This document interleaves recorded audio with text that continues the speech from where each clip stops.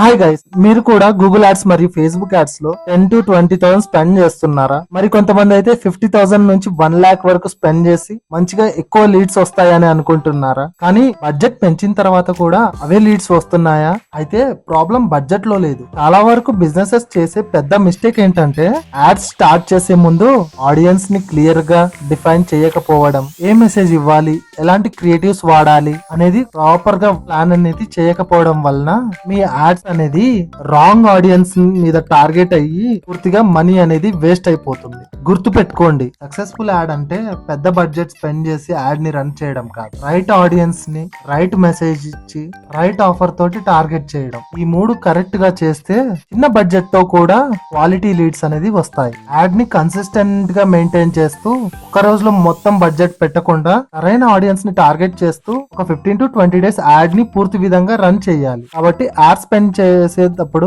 పూర్తి విధంగా కన్సిస్టెంట్ గా రన్ చేస్తే బెటర్. మీ టార్గెట్ ని ఒకసారి పూర్తి విధంగా చూసుకొని యాడ్ అనేది రన్ చేయండి. మెటా యాడ్స్ లేదా గూగుల్ యాడ్స్ గురించి సపోర్ట్ కావాలనుకుంటే కామెంట్ సెక్షన్ లో DM అని కామెంట్ చేయండి. నెక్స్ట్ వీడియోలో కలుద్దాం.